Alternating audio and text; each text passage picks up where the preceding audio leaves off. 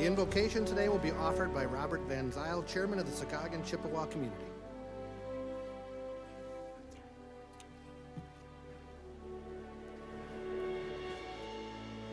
Hello, can you hear me? I can talk louder. It's a real honor and a pleasure to stand here before all of you in this beautiful state of Wisconsin. Before I start, I wanted to say these words to you in this language. I want to pray for our Maganishik Ogichida Mishnabik Gaye Chumokman. I want to pray for our veterans. I also want to say to you people that are sitting here in your suits and looking really nice, we ask for peace on this world. We don't want Russia invading a sovereign country. I want to pray for our veterans that brought in these flags. There was a beautiful ceremony that took place outside of here, and I was observing this.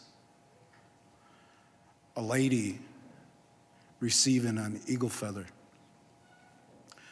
That's the highest honor a person can receive in Anishinaabe world. And it's very powerful, and it's rewarding for the work that they do. We honor our veterans. Every time we have a powwow, we have our ceremonies, we honor our veterans. So I want to say to each and every one of you, help me with your thoughts. Pray for your loved ones, the ones that are sick, the ones that have already gone home, our past, our future, our present, our people that are dying from opioid use and abuse. These things that are happening on this world, these are the things that we, Anishinaabe people, think about when we say these culture and our traditional ways. So I want to say these words briefly in this language so you can understand and comprehend what I am talking about up here today. I want to also speak for our ladies, the men, the women, the children, our aunties, our uncles, our relatives. And so I want to ask you, think about the ones that you love, the ones that you care for, and the ones you respect. So with that, I want to say these few words with you. I ask you for your thoughts. Nindawe magniduk nikansuduk. Gije banakwit nindishnikas. Moka kiji kawini big and dunjaba.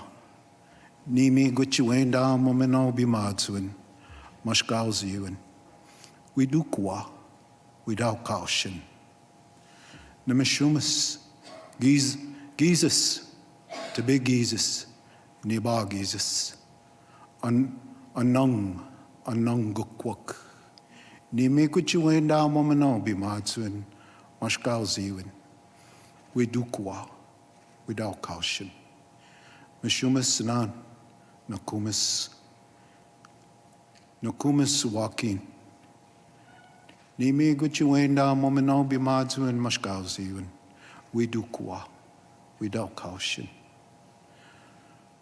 Ejnikazo, Gichia Odenong, Madison, the city of Madison, Manidu. Kagigaduin, ni et the Bungi, Jaganashi Moan, Mishumas. Bungi at the Korn in a tar in a Shanabem. Gawina pitchin in a tar in a Shanabe Mose. Beka, Nana mission, Gishpin, Ane giziwean. Mishumas, nakumas, nebi wabukwe. Wabanong, shawanong, ninga bianong, kaye, gewedanong. Ninga bianong, maingan, mashkude bishiki, mabishan nistotamna, nishnapek, kakikidoen. Giwedanong, giwedan. Nebi wabukwe, mabishan nistotamna, nishnabekwe. Nimi guchuenda momeno bimadswin. We do kwa. We do kaushin. Mabishan nistotamna. Wabanong. Wabin. Mabishan nistotamna nishnabekwe. Nimi guchuenda momeno bimadswin. We do kwa. Mashkawi, Gabwian, Zungidean, Nishnabek. Guayaksa Tunawa, Gogignoen, Nin. Wabanong, Ginu, Migisi. Mabijan Nistotamna, Nishnabekwe. Nimi Guchuenda Momenobi Matswin. We do kwa. We do kaushin. Ginu. Migisi, Mabijan, Nistotamna Nishnabek, Ogichidakwe, Gayea, Megwan, Nishnabekwe. We do kaushin, we do kwa. Nimi guchuenda momeno bimatswin. Shawain mission, Shawain mishnam. Mishumas nan, nakumas walking. We do kwa, without caution. Guayaksa tunawa, gagigiduin, gije baanakwet, nindishnikas. Ho, miigwech.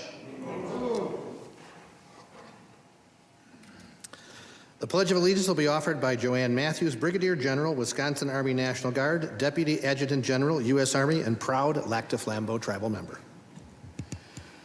Bonjour. I ask each of you to place your right hand over your heart and recite with me the pledge.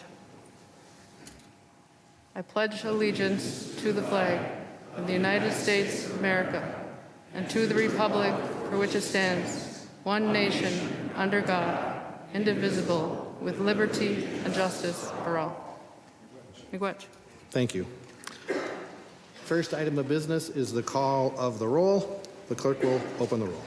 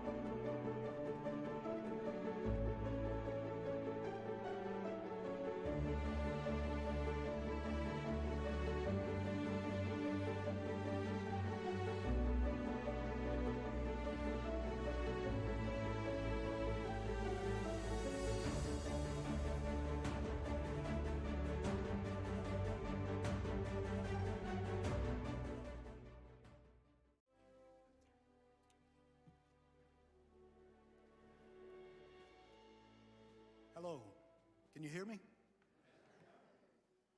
I can talk louder. It's a real honor and a pleasure to stand here before all of you in this beautiful state of Wisconsin. Before I start,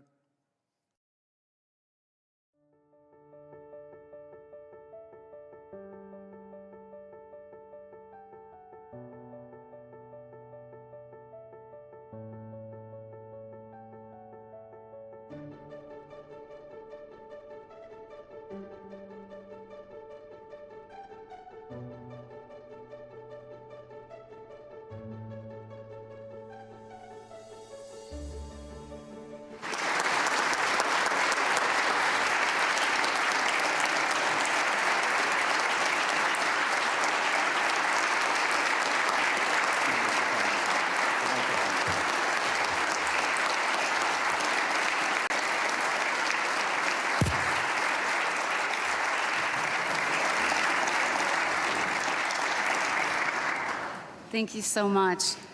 It's such a humble and pleasure to be here this afternoon. Good afternoon.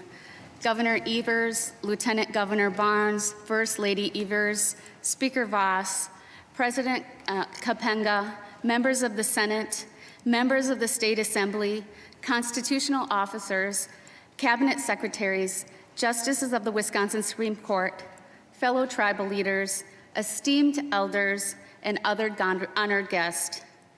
I just want to take an opportunity to thank the tribal leadership for giving me this opportunity to stand before you today, to celebrate and to honor our elders, our veterans, families, and youth, and to receive those blessings of those who came before us, and to bestow those blessings on those who will follow us. Along with Governor Evers, I'd also like to take this opportunity to send birthday wishes to our Oneida matriarch, tribal member Pearl McClester, who turns 100 today.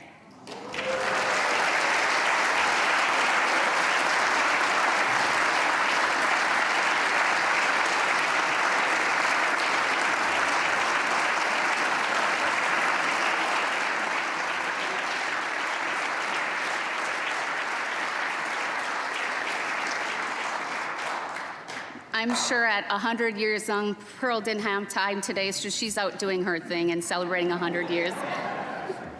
At this time, it is my profound honor to introduce you to the tribal leaders of Wisconsin. Chairman Christopher Boyd of the Red Cliff Band of Lake Superior Chippewa Indians.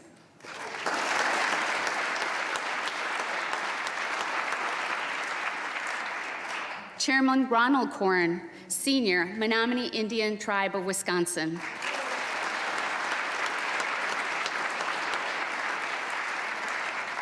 Chairman Michael Wiggins, Bad River Band of Lake Superior Tribe of Chippewa Indians. President Marlon White Eagle, Ho-Chunk Nation.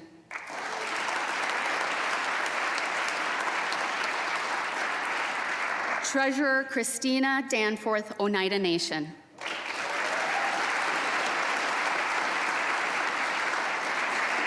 Chairman Ned Daniels, Forest County Potawatomi Community.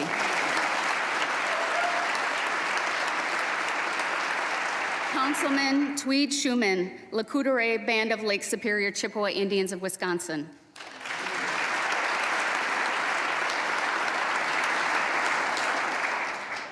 Chairman Robert Van Zyl, Skowhegan Chippewa Community.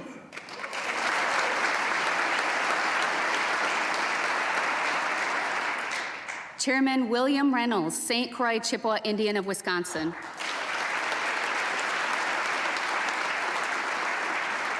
And certainly last but not least, President John Johnson, Lac du Flambeau Band of Lake Superior Chippewa Indians.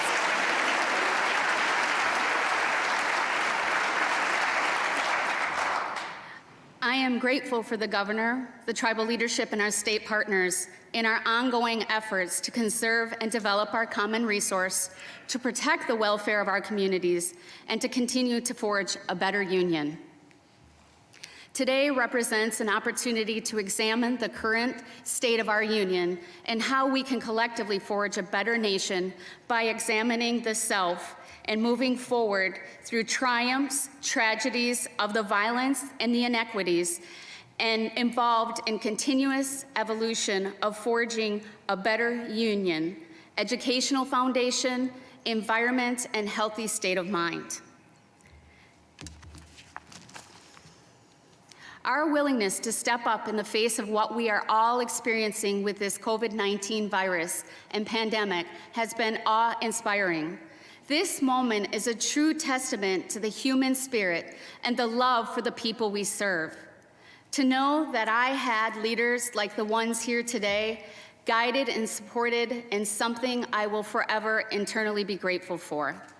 And while it is true that some challenges are harder than others, this only means that we must work harder to letting go of the things that are beyond our control and continuing to overcome the challenges we are faced with one day at a time.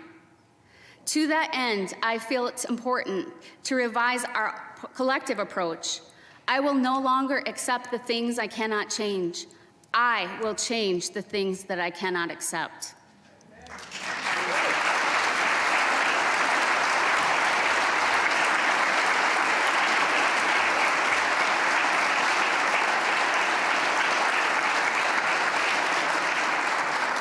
I also want to take this opportunity to thank my parents who continue to shape and inspire me every single day. My pathway was forged by their examples of hard work and family, which come from them being raised by two of the most strong, brave, and amazing women, my grandmothers Lillian and Lucille, who were born during a time where they did not have American citizenship, civil rights, survived the pandemic of the Spanish flu, multiple wars, boarding school, the termination era, and the Great Depression. And yet, they still managed to remain faithful and to raise amazing families and hopeful of the next generation. And I will internally carry them wherever I go. I was taught that we are not given a good life or a bad life. We are given a life, and it is up to us to make it good or bad.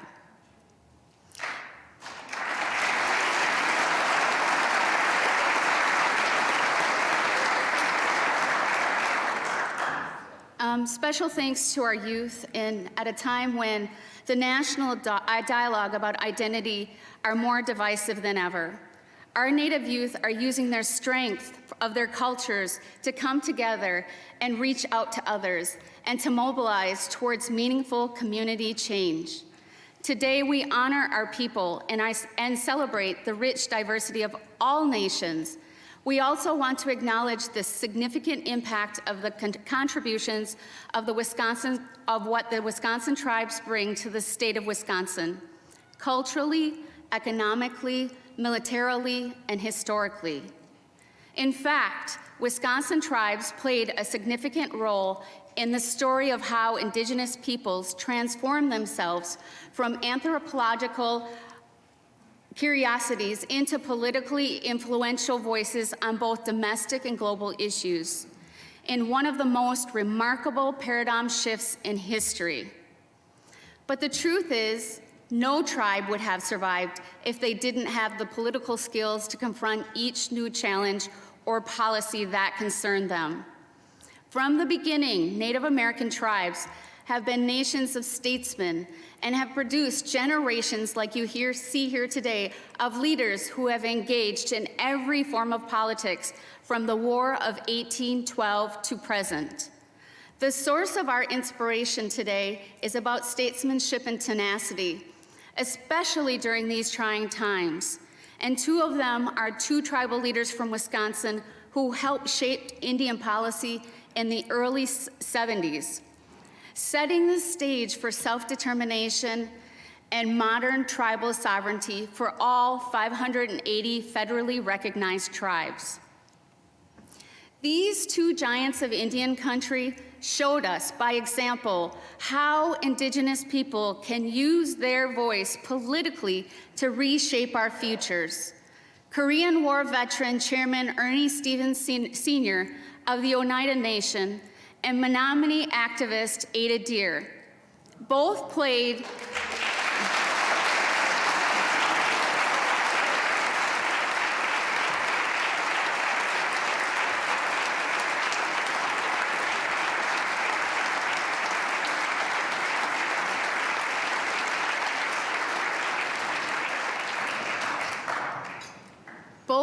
a vital role in the rapid establishments of sovereignty as a policy and political attribute of Indian nations, and coincidentally both work for the Department of Indian Affairs.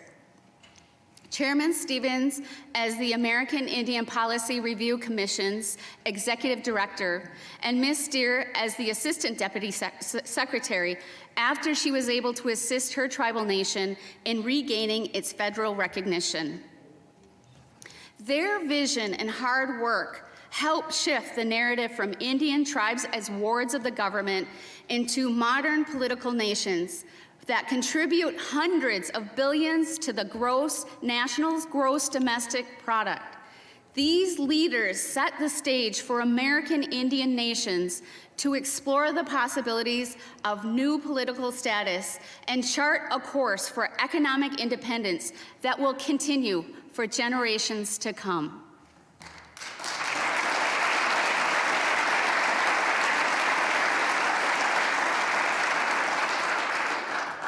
We only need to look to the flags carried by our color guard to know that our sacrifices are small in comparison. There is no expression great enough to show how proud we are of your contribution to the United States and to the sovereign nations represented here today.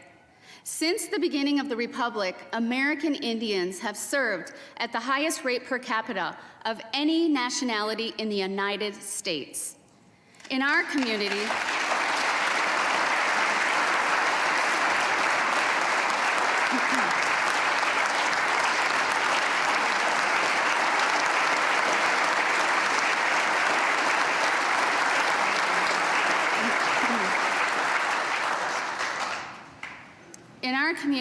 we honor our warriors because of their commitment to our country's safety and security.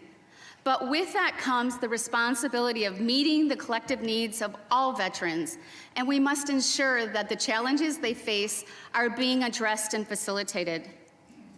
We support Senate Bill 688 and Assembly Bill 720, which is the Wisconsin Military Medics and Corpsmen Program. Currently, when medically trained service members and veterans transition into their civilian life, their comprehensive military health care training and hands-on patient care experience is not appropriately recognized. Incomparable practice requirements in the civilian health care settings. As a result, many veterans and service members are left unemployed, underemployed, or leave the health care altogether. Wisconsin's long-standing healthcare shortages have only worsened throughout this pandemic, and these bills are significantly important as a tool to make sure that Wisconsinites have access to high-quality care that they need and deserve, especially in rural and tribal communities.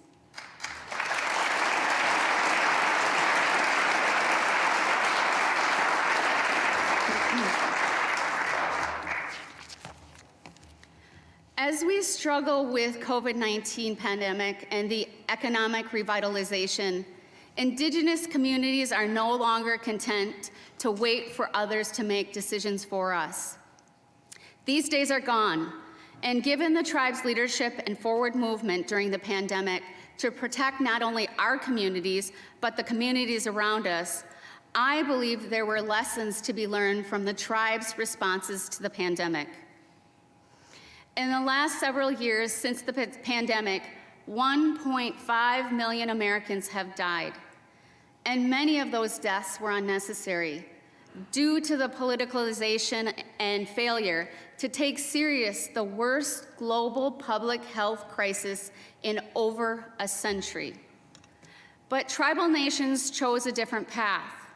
From the beginning, tribal leaders had a clear understanding of what was happening and were in a desperate race to protect our communities because we have a historic experience with epidemics and deadly pathogens. We move quickly to organize task force, coordinate a rapid response through clinics, epidemiologists, law enforcement, housing, other departments to create plans for our employees, citizens, and communities to remain safe during necessary shutdowns and until a vaccine could be developed.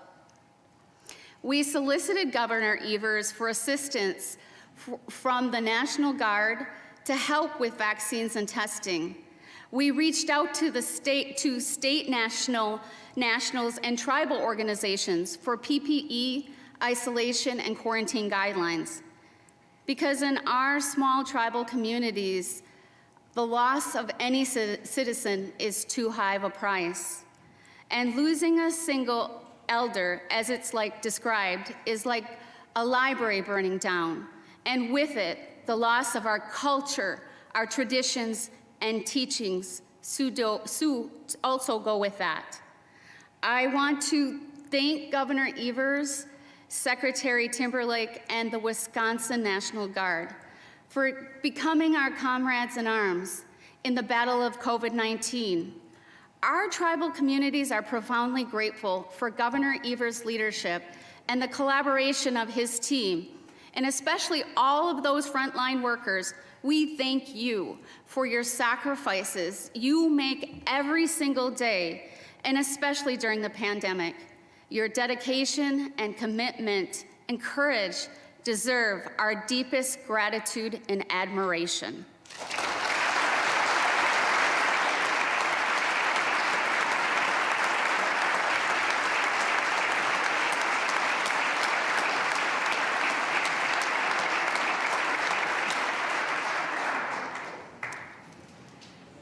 Your service to our communities is saving countless lives and making a difference to us all.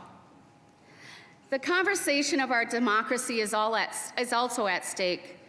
For almost 3 years in which our nation has endured a global pandemic, economic hardship, and a contentious election, now is not the time to further inflame division. It is our nation's leaders to help America heal. It is said that the ultimate measure of a man is not where he stands in the moments of comfort and convenience, but where he stands at times of challenge and controversy. Unfortunately, we've seen a force that would shatter our nation rather than share it, would destroy our country, even if it meant destroying democracy. And this effort very nearly succeeded. But while democracy can be periodically delayed, it can never be permanently defeated.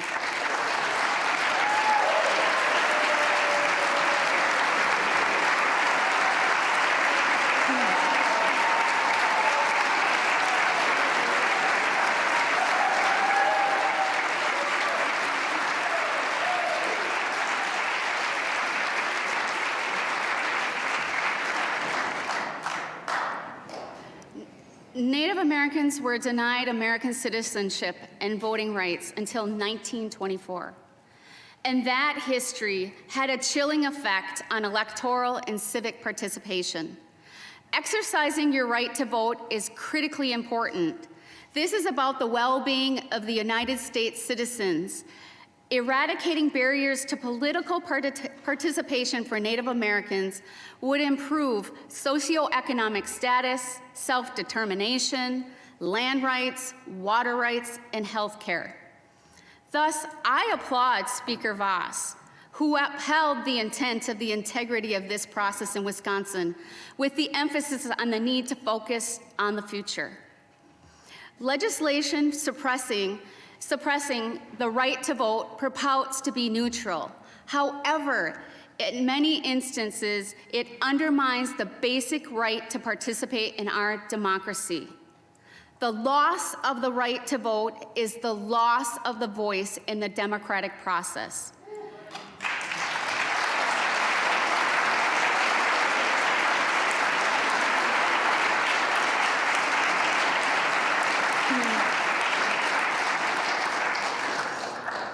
We should all do more to ensure that all Americans, including Native Americans, can exercise this right easily with undue hardship.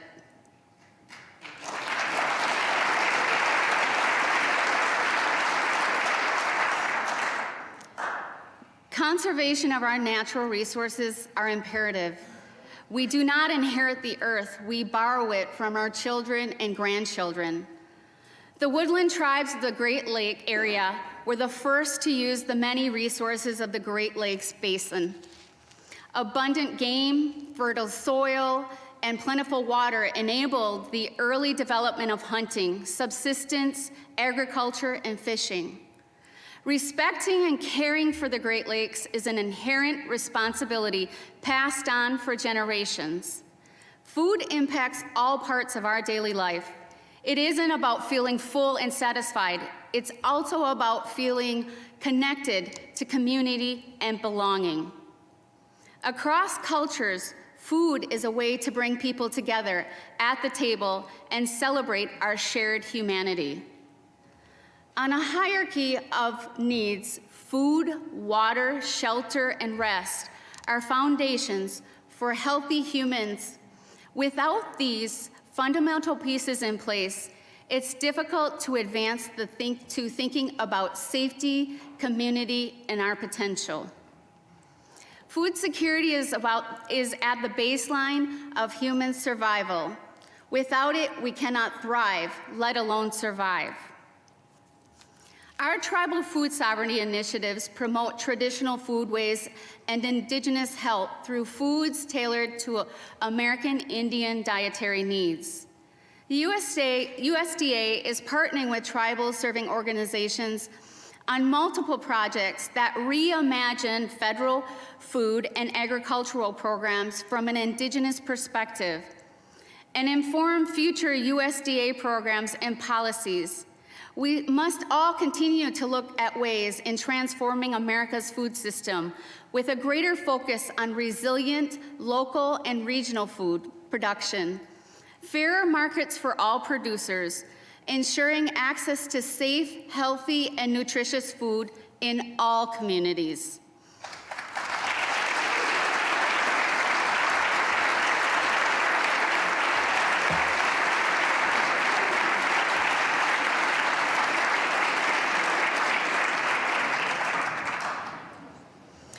We must build new markets and revenue streams for farmers and producers using smart food and forestry practices. We need historic investments in infrastructure and clean energy capabilities in rural areas and committing to equity by removing systematic barriers and building a workforce more representative of a diverse Wisconsin.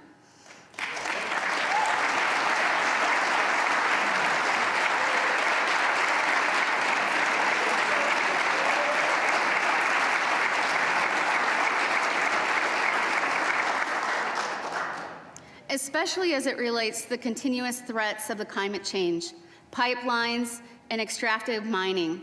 We are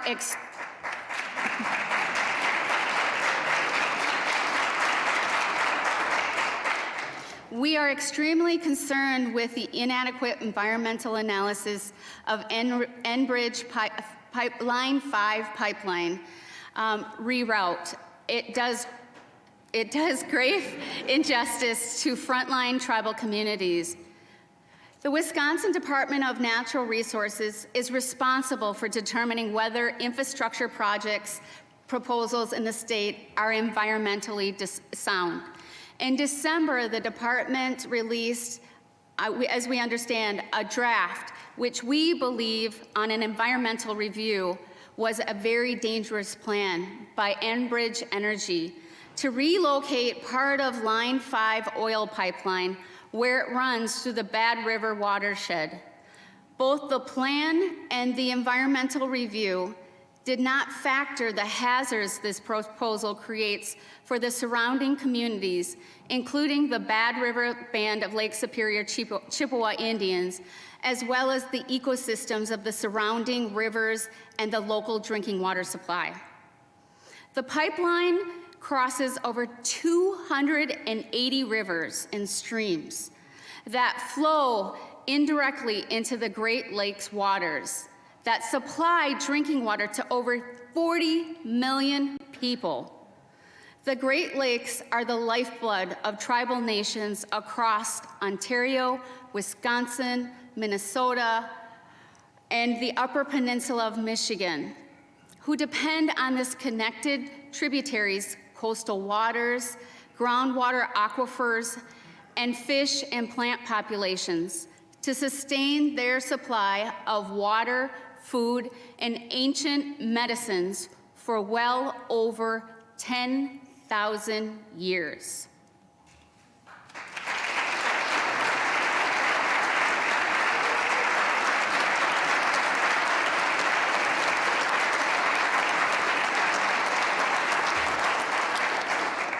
Safeguarding these tributaries and coastal wetlands is critical to maintaining the deeply rooted connection to the natural world and emotional well-being in our cultural traditions. Under the leadership of the Lieutenant Governor Mandela Barnes and the Governor's Task Force on Climate Change, this is the first step in a bold and courageous action.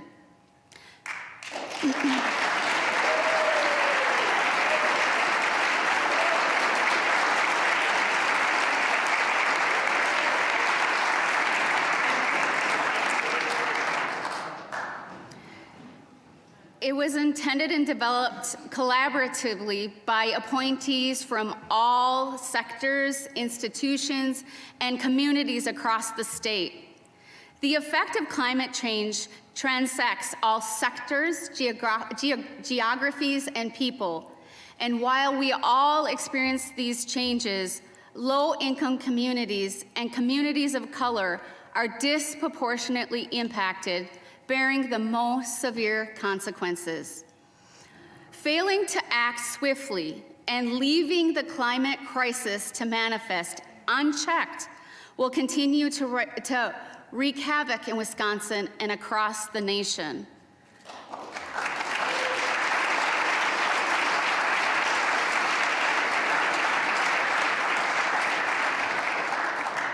Wisconsin's climate is changing. These changes affect the stability of Wisconsin's economic sectors as well as human health and safety. Immediate action is necessary. That also includes our continued protection of our relative, the wolves.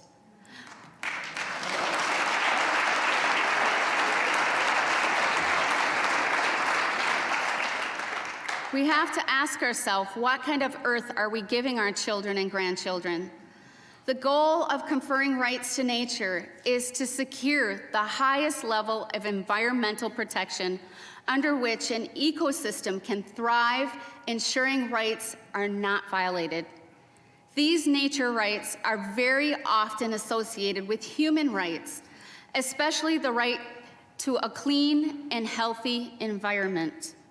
The rights of nature law recognizes that an ecosystem has the rights to exist, flourish, regenerate, and its vital cycles, and naturally evolve without human-caused disruption.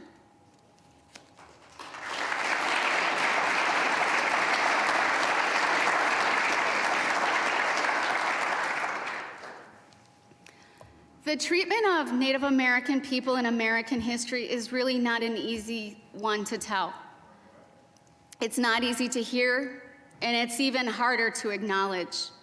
The policies of the United States, including genocide, ethnic cleansing, forced removals, and brutal assimilationist policies, have significantly impacted our communities to this day. But our discomfort in sharing this painful collective history pales in comparison to the lived experience that so many Native people endured in the past 530 years. The impact of these actions authorized by the United States government upon Native American people and cultures is something that we will never truly make whole.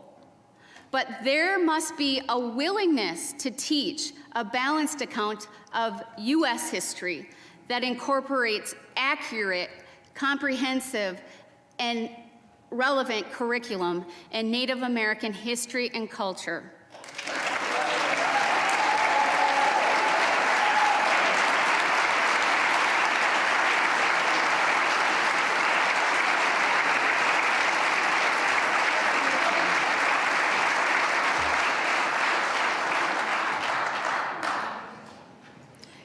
A proposed Wisconsin bill would prohibit teaching curriculum that brings greater depth and understanding to long misrepresented history of Indigenous culture for fear of hurting students' feelings. Hence, it is our view in response as tribal nations that perhaps what is needed is not critical theory and more critical thinking.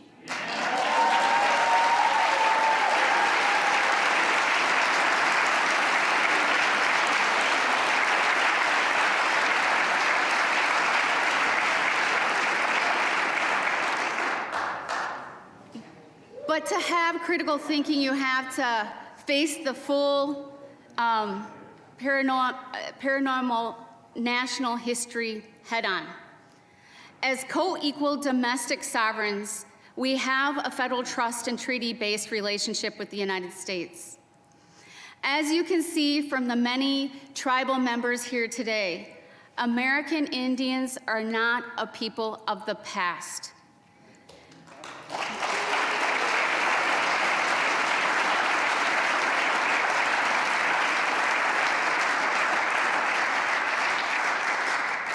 It's easy to relegate Natives as irrelevant, past tense peoples, and it can be hard for teachers who aren't connected with Native communities to understand what it means to be Native in a contemporary role. Today, however, Native identity is shaped by many complex social, political, historical, and cultural factors. To the end, we are working on an initiative that draws from partnerships, including state offices, Native nations, and teacher organizations to help develop sustainable and relevant curriculum, to recruit teachers, and to develop programs that introduce relevant plans into school systems around our state and hopefully beyond. This is not that those that do not learn history are doomed to repeat it.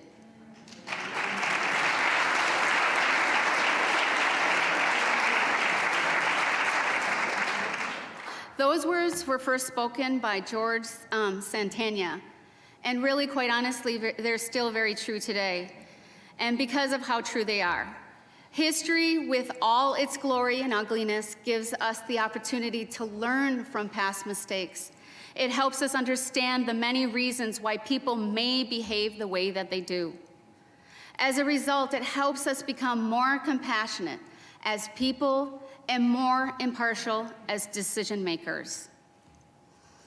Sports, cartooning, and mascots are especially vile in Native parents, grandparents, and community and extended family because of the harm that these practices do to our self-esteem of our children and Native youth. Low self-esteem factors prominently in suicides and our teen suicide rate has been at near or the highest level in the United States for more than a century. So this is a matter of life and death for most Native peoples. It is also the main reason so many of us devote time and energy to ridding sports of these dehumanizing, objectifying, belittling, and behaviors. Civilization rules were in place for over half a century, from 1880 into 1936, and their ill effects were felt throughout the 1900s into the century. We didn't even get a religious freedom policy until 1978, or laws to recover our relatives and cultural remains from museums and other repositories until the 1990s.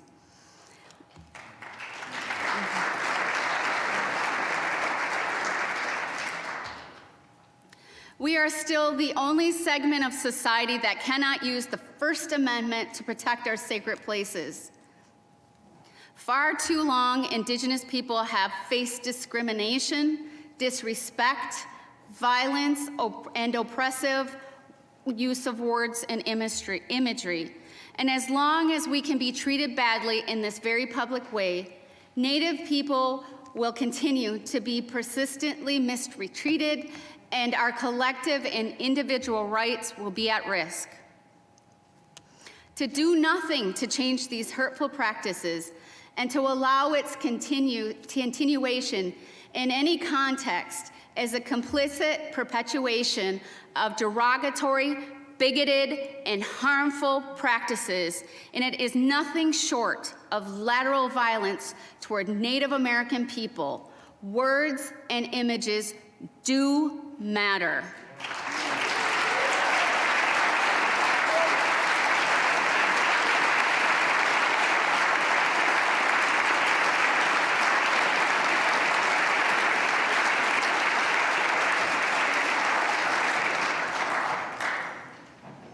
Imagine the outcry if there was a team called the colonizers.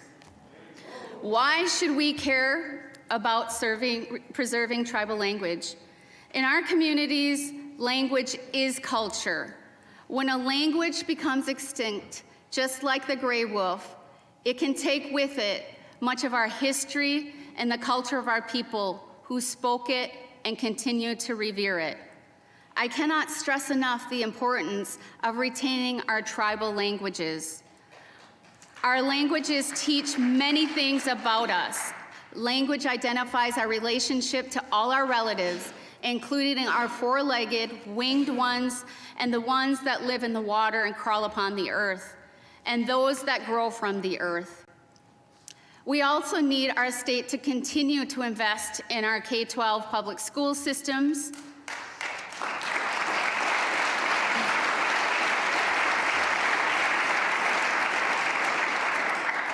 whether are we talking about special education, aid or programs for students, mental health, or English language learners, and rural and tribal schools is what's really best for our kids.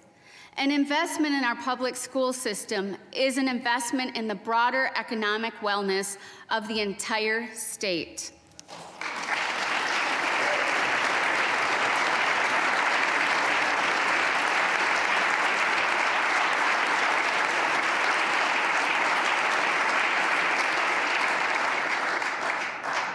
We also have to look to the challenges that require us to look more deeply and address the perils of addiction. One such initiative aligns with the governor's commitment to combat and fight the opioid addiction that exists, and to build upon the aggressive measures that you already have in combating the opioid crisis in Wisconsin. This is something that all 11 tribes prioritized as important, of building a culturally centric adolescent wellness treatment center. And we are so close, and we hope that through your partnership, we will bring this critically needed resource to healing our youth.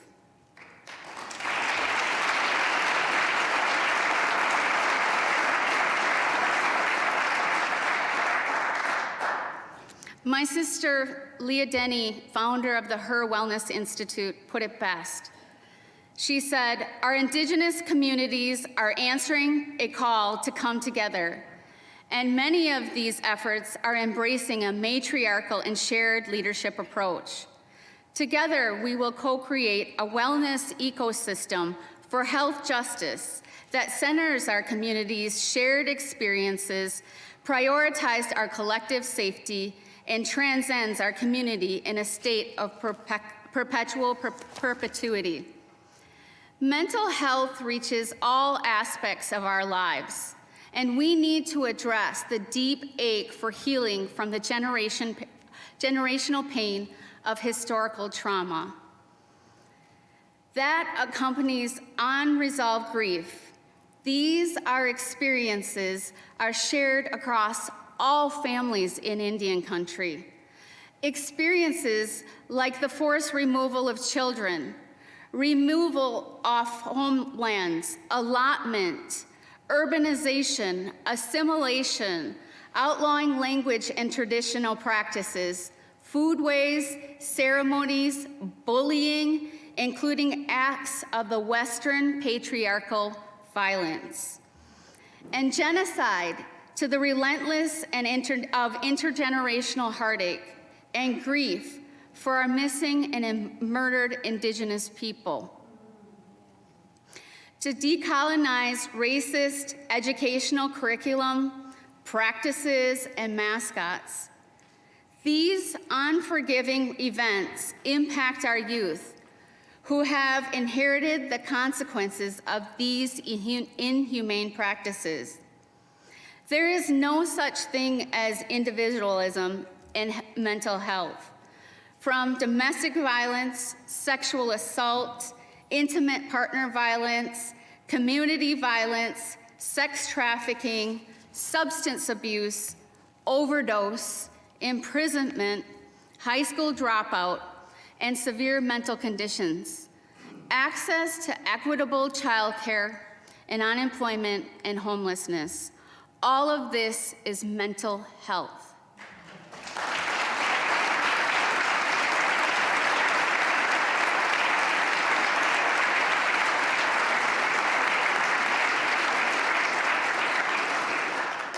And it absolutely needs to address. And the pandemic has brought unparalleled challenges for domestic violence programs, survivors, and communities across Wisconsin. Survivors of violence and their children experience significantly higher amounts of distress and have more complex needs as a result of this pandemic. The fact is, the missing, murdered, and Indigenous people is about more than law enforcement response or lack of response to violence in Indian country.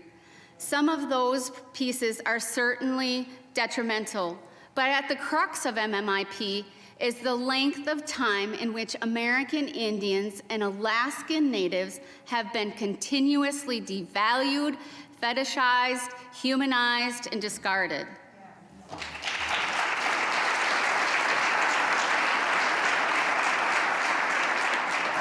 Therefore, there is an urgent need to think differently about homicide prevention work and what safety looks like for our communities. And we are so excited to see the Wisconsin Tribal Supportive Housing Initiative embarking on an initiative that is focused on developing culturally specific supportive housing on and off tribal land. Supportive housing matches deeply affordable housing with support services for those with mental health and subsistent use needs, physical challenges, and people who are experiencing homelessness to help them live more stable and fulfilling lives. It has always been the goal for our tribal nations to produce multiple revenue streams and provide our nations sustainable growth. A strong economy is the goal of every nation. A sustainable economy enhances a nation's standard of living by creating wealth and jobs and encouraging development of new businesses and jobs, and to help ensure everyone has a brighter future. We must grow an economy of a future to make that Wisconsin and tribal communities have the jobs that we need to support our families, home, and nations. And if we do not, we will clearly fall behind. Native Americans to the tourism, or NATOW, of Wisconsin is indicative of a resourceful and needed resource. Tourism provides a strategic pathway for tribes to deliver our economies while telling our true story and concerning and connecting our culture and history. NATOW's important work goes directly to promoting tribal tourism and building economic development by developing new businesses and reinvigorating our current businesses. NATOW has formed a strong partnership with the state of Wisconsin that will complement all of Wisconsin's tourism programs, and are finding continued ways to leverage culture tourism on behalf of our communities and grow our economies.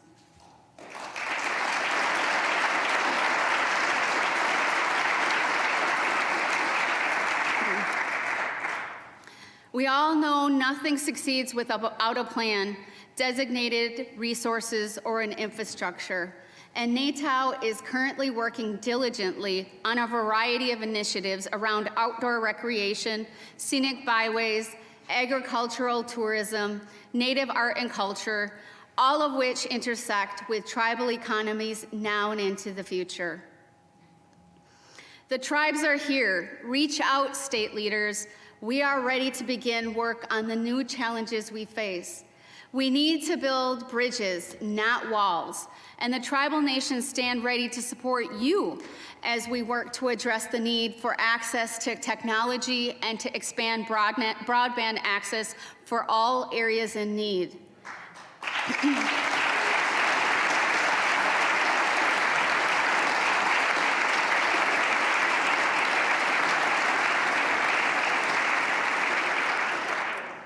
Because we know if Wisconsin wants to continue to compete in a global economy, it is crucial to build an infrastructure where every community is able to connect to fast and reliable internet.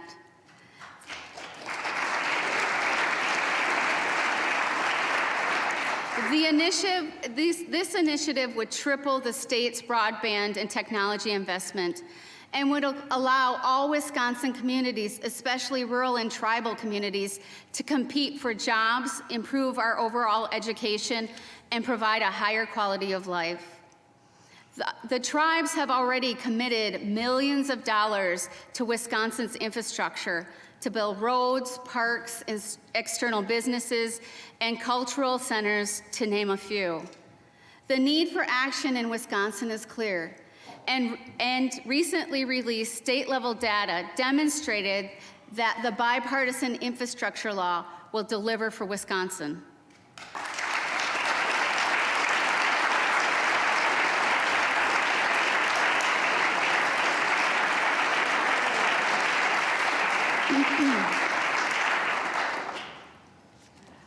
For decades, infrastructure in Wisconsin has suffered from systematic lack of investment. And this historic bill would really make life better for millions of Wisconsin residents and generations of good-paying jobs, economic growth, the broadband expansion, and collaborative partnerships.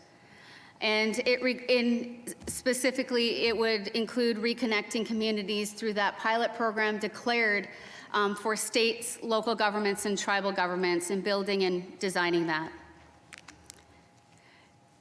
And the projects that would improve, of course, transportation and safety for everyone. Additionally, the Department of Transportation's Secretary Thompson and the Wisconsin Department of Transportation is working with federally recognized tribes and their governments to update the signage on the state highways, signifying the tribe's boundaries in both English and native language renditions of the tribe's names.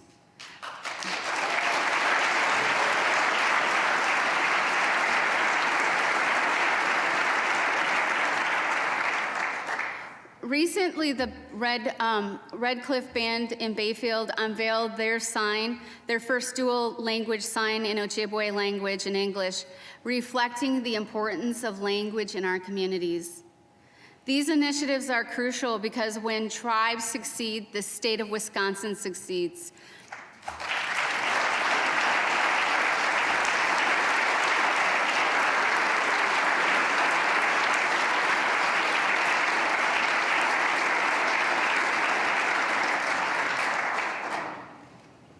Strong tribal economies equals a strong Wisconsin. The tribal nations here today represent the resilience of our ancestors.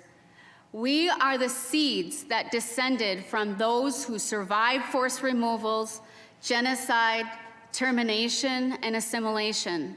Generation after generation, Indigenous people have tenaciously hung on to defend their languages, lands, cultures, and their people with resilience and determination.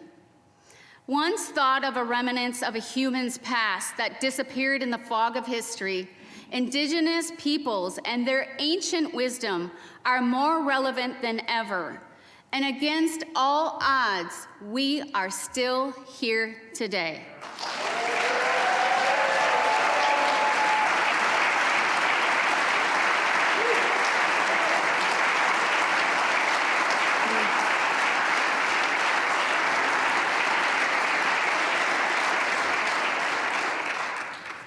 But to honor our ancestors' sacrifices, we must never forget that our actions today will impact those that precede. For us, it's never about the next election. It's about the next generations and beyond.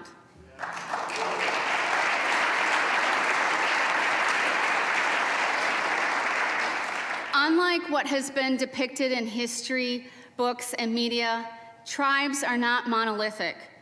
Wisconsin tribes are diverse and unique, and someday we will be the ancestors of our descendants for whom we continue to push, to grow, to thrive, and to nourish the world. So today, it's important to reaffirm that, in spite of the many determined efforts to extinguish our people, we are still here.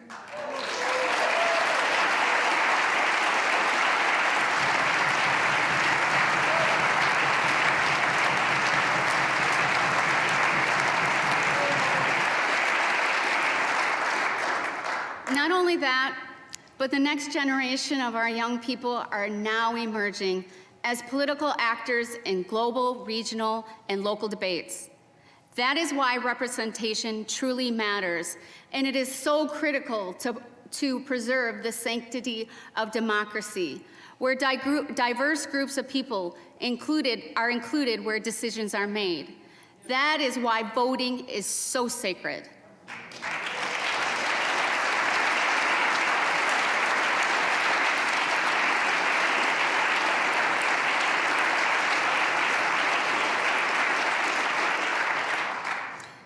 Because, quite honestly, the future lies in the choices we make today. And of course, I wish for a future where everyone, regardless of race, age, sexual orientation, can express who they really are, and they are seen as the extraordinary individuals that they are.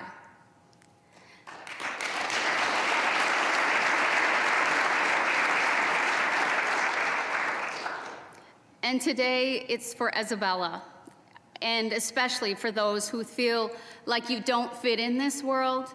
It's because you are here to help create a new one.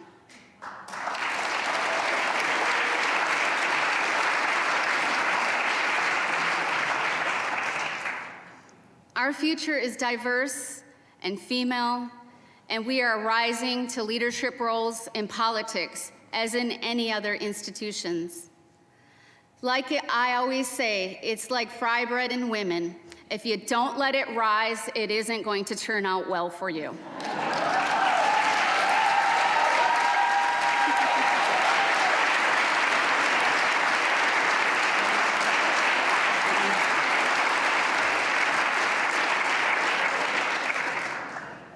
We must strive to forge our union with purpose, to compose a country committed to all cultures, colors, characters, and conditions of the people who make up our great country. And so, we lift our gaze not to what stands between us, but what stands before us. We close the divide because we know to put our future first. We must first put our differences aside. We have to confront these realities if we are ever going to move forward, where there is a space for grief, fear, and hope, unity, and gratitude. Let's be as audacious as the red of my lips and the word from my tongue. It is just not a moment, it's a movement. It is said that if you are not hungry for justice, equity, and inclusion, it is perhaps because you are too full of privilege.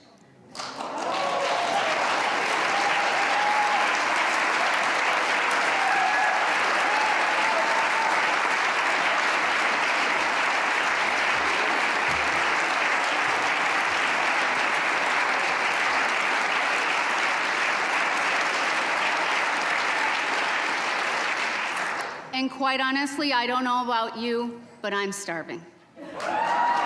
Anishik.